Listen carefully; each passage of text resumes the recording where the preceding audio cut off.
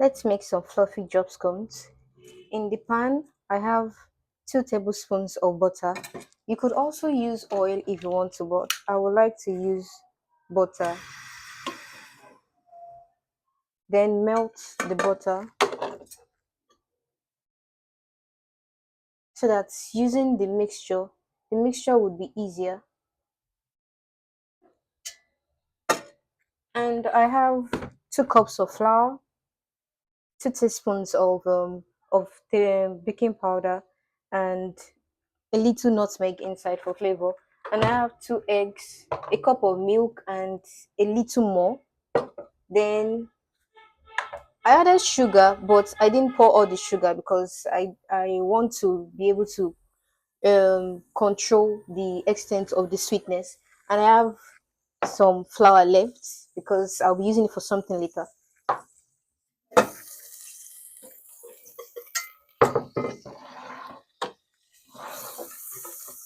Ah, the butter is still hot.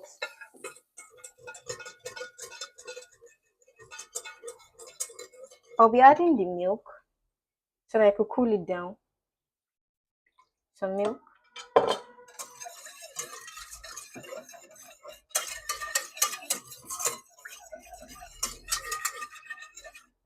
I won't be pouring all the milk inside because I know drop scones to be a thick to come out in thick butter, not a watery one. Then 2 eggs,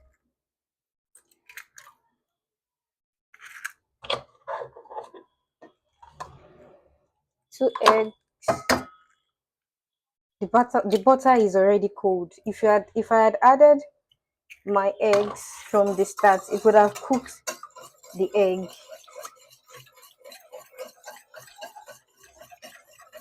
So I'm stirring it well so that they can all combine.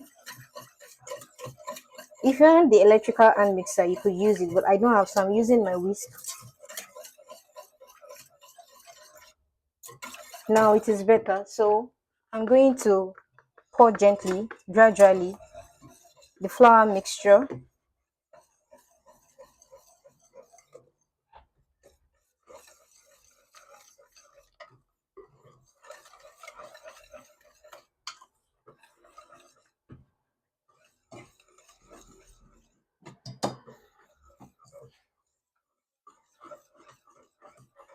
Yeah,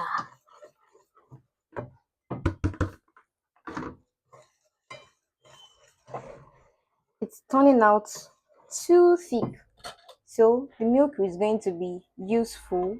I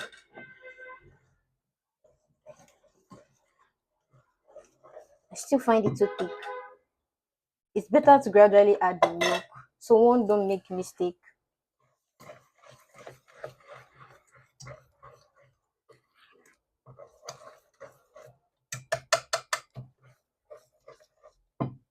And finally, if the milk is not enough, if it's still looking very thick, I can add water. I don't have to make another liquid milk. I can just add water.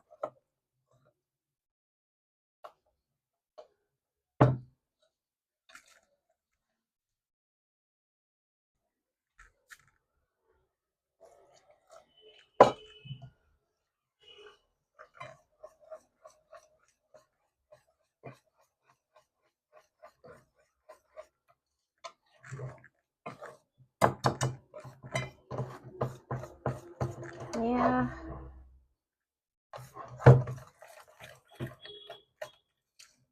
Remember I said I didn't want to add all the sugar because I want to control the sweetness. So I like it this way.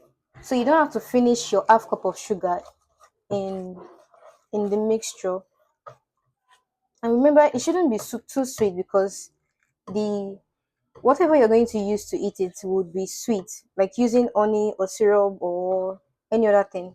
So you should control how sweet it will be so that it doesn't turn out to be too sugary.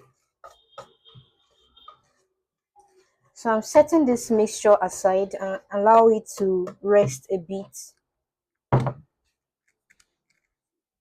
Yeah, so it is time to fry. If you have a non-stick pan, you can use, but for me, I have a normal frying pan. I remember I said this flour, I would be showing you what I'll be using it for later. So the use of this flour is to dust my fry pan. I'm going to be leaving a little flour inside. It's going to serve as a, what should I call it? It's going to prevent the mixture, the batter from burning too much while it's frying. So I'll be scooping gradually inside. The heat has to be on, if you're using burner, the heat should be very, very low so it doesn't burn because it needs to cook on a very low heat.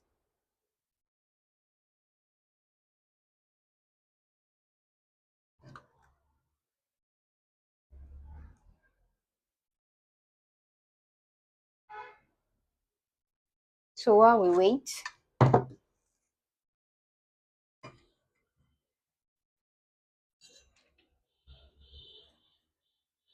my slotted spoon is also metal. If you have a non-stick slotted spoon, you should use non-stick. It helps the the mixture not to stick on the spoon.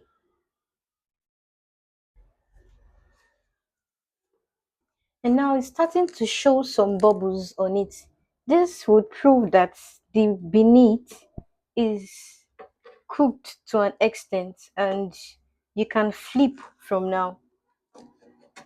But I want to leave it for a while. No rush. The first time I'll be using a pan like this with dusted flour to to fry something was when I was a student. I wanted to teach some people in the community how to make samosa wraps.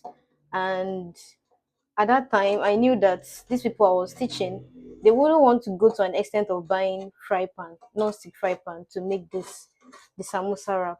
So I taught them how to use this pan to prevent things from burning or sticking to the pan.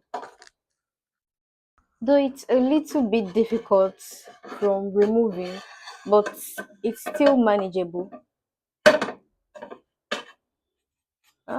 The flour added was too much, but it's still good. This time around, I'm using butter. The first one I made was with dusted pan, flour dusted pan, and I want to show another style of using butter in the pan. Let's flip and see. Wow,